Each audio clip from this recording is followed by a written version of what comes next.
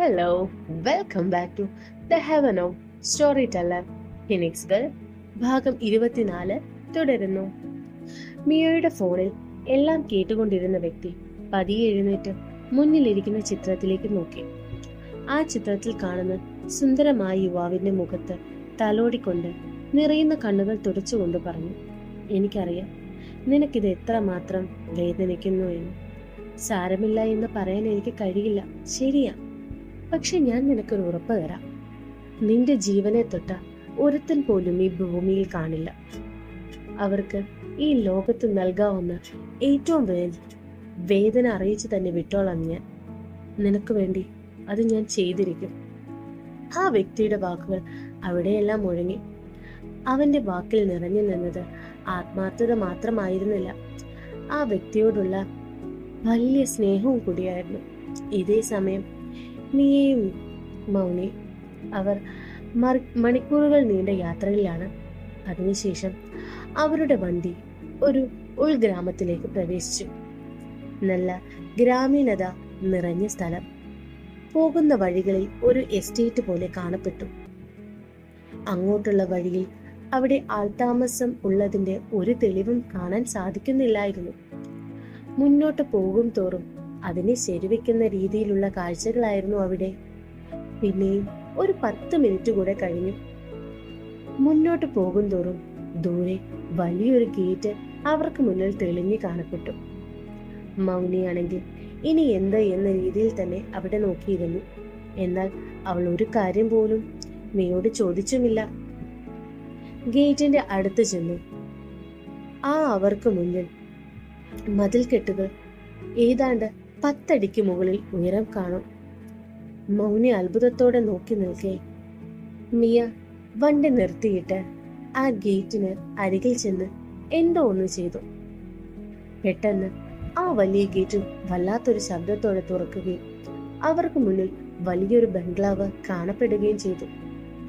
Indian touch തീരെയില്ലാത്തൊരു mansion. അവർ അകത്തേക്ക് കയറിയതും ഗേറ്റ് താനെ അടയ്ക്കപ്പെട്ടു. ഈ ബംഗ്ലാവിൽ ആൾതാമസം തീരെയില്ലാത്ത രീതിയിലാണ് അവിടെയുള്ള ചുറ്റുപാടുകൾ. മിയ കാർ ഒരു സൈഡിലായി നിർത്തിയിട്ട് മൗനിയോട് പുറത്തേക്ക് ഇറങ്ങാൻ പറഞ്ഞു. മൗനി ഒന്നും തന്നെ മറുപടി പറയാതെ കാറിൽ നിന്നിറങ്ങി. എന്നിട്ട് അതിൽ ചാരി നിൽക്കുന്ന മിയയ്ക്ക് അരികിലായി ചെന്നു. മിയ അവളോട് ചോദിച്ചു, എങ്ങനെയുണ്ട് നമ്മുടെ ഒളിത്താവളം? അന്തം വിട്ടു നിൽക്കുന്ന മൗനിയെ കണ്ട് പൊട്ടിച്ചിരിച്ചുകൊണ്ട് മിയ തുടർന്നു, എങ്ങനെയുണ്ട്? It's look like a ghost house. Mia, ഇതിന്റെ പേരും അങ്ങനെ തന്നെയാണ് മൗനി. കണ്ടില്ലേ, ഇതിനു ചുറ്റും ആൾപ്പാർപ്പുള്ളതായി നിനക്ക് തോന്നിയോ?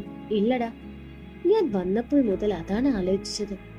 പക്ഷെ ഇത് എങ്ങനെയാണ് നിനക്ക്? ഇത് എന്റെ മുതുമുത്തച്ഛന്റെ പ്രോപ്പർട്ടിയാണ്. ഫാമിലി വീതം വെച്ചപ്പോൾ ഞങ്ങൾക്ക് വന്നതാണ്. ആളുകൾ ഭയപ്പെടുന്ന ഹൗസ് ആയതുകൊണ്ട് തന്നെ ഇത് ഞങ്ങൾ ഈ ഭാഗത്ത് വരാറില്ല. നമ്മുടെ ആവശ്യത്തിന് ഇതിനേക്കാൾ നല്ലൊരു സ്ഥലം എനിക്ക് തോന്നുന്നില്ല. എങ്ങനെയുണ്ട്? അതൊക്കെ ശരിയാണ് മിയ, പക്ഷേ ഇതെങ്ങനെ ഒരു ഗോസ്റ്റ് ഹൗസ് ആയി? അതോ, ഇത് ബ്രിട്ടീഷ് കാലഘട്ടത്തിൽ പണിത ബംഗ്ലാവാണ്. ആ കാലഘട്ടത്തിലുള്ളതിനാൽ ഏറ്റവും കഴിവുള്ള ആശാരിമാർ ചെയ്ത വാസ്തുവാണ് ഇവിടെ. അന്നത്തെ കാലത്ത് ചെയ്ത കാര്യങ്ങളാണ് ഇവിടെ ഉള്ളത്. പക്ഷെ ഇന്നത്തെ സാങ്കേതിക വിദ്യയെ തോൽപ്പിക്കുന്ന തരത്തിലുള്ളവയാണ്. അതിനാൽ തന്നെ നാട്ടുകാരെ പേടിപ്പിക്കാൻ കാരണമാകുന്ന കാര്യങ്ങൾ ഒരുപാടുണ്ട് ഇവിടെ. അപ്പൊ അതുകൊണ്ടായിരിക്കും അങ്ങനെ ഒരു പേര്, അല്ലേ മൗനി? അതുകൊണ്ട് മാത്രല്ല മൗനി, എന്റെ അറിവിൽ അയാൾ ഒരു ചെറിയ സൈക്കോ ആണ്. ക്രൂരൻ എന്ന് ഉറച്ചു പറയാൻ കഴിയുന്ന ഒരാൾ. മാത്രമല്ല, ഇവിടെ ഒരു മരണം നടന്നിട്ടുണ്ട്. ഇവിടെ നിന്ന പെണ്ണ വേലയ്ക്ക് നിൽക്കില്ലേ അവര്, അങ്ങനെയൊക്കെയാ പറയുന്നത്. അതെന്താ മിയ, അവർക്ക് എന്തു പറ്റി? അയാൾ കൊന്നതാണ് എന്നൊക്കെ പറയുന്നു. മുതുമുത്തച്ഛനല്ലേ, എന്ത് ചെയ്യും? ബട്ട് ഇപ്പോഴും ഇതൊന്നും എനിക്കറിയില്ല. പക്ഷെ ഒന്നുണ്ട്, ഇവിടെ നമ്മളെ ഒരാളും തിരക്കി വരാൻ ഒന്നുകൂടി ആലോചിക്കും. അപ്പോൾ പിന്നെ എനിക്ക് തോന്നി ഇതാണ് നമുക്ക് പറ്റിയ സ്ഥലം എന്ന്. എന്തേ, നിനക്ക് പേടിയുണ്ടോ മൗനി? പേടിയോ? എനിക്കോ? എന്തിന്? ആത്മാവിനേക്കാൾ ക്രൂരനായ മനുഷ്യരുണ്ട്. അവരെ ഞാൻ അറിഞ്ഞതല്ലേ. അതൊക്കെ വെച്ച് നോക്കുമ്പോൾ ഇതൊന്നും എന്നെ ഏശില്ല മിയ. അങ്ങനെയാണെങ്കിൽ നമുക്ക് അകത്തേക്ക് പോയാലോ?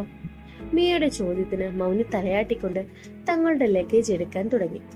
അതിനുശേഷം ഇരുവരും ഒരുമിച്ച് ആ വലിയ ബംഗ്ലാവിന് മുകളിൽ ചെന്ന് നിന്നു.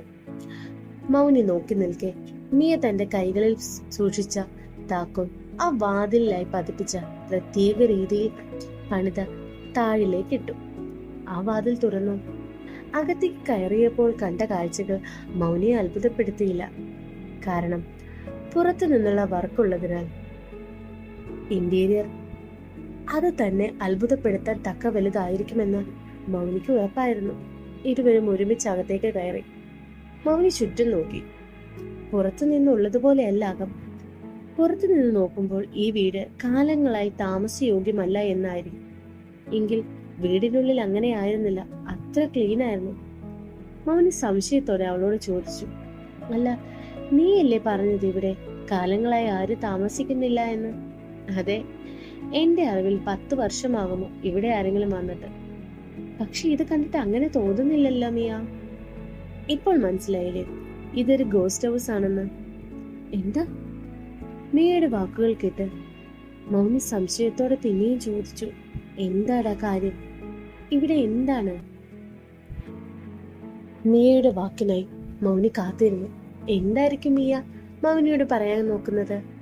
കാത്തിരുന്നാലോ? അടുത്ത എപ്പിസോഡിനായി തുടരുന്നു.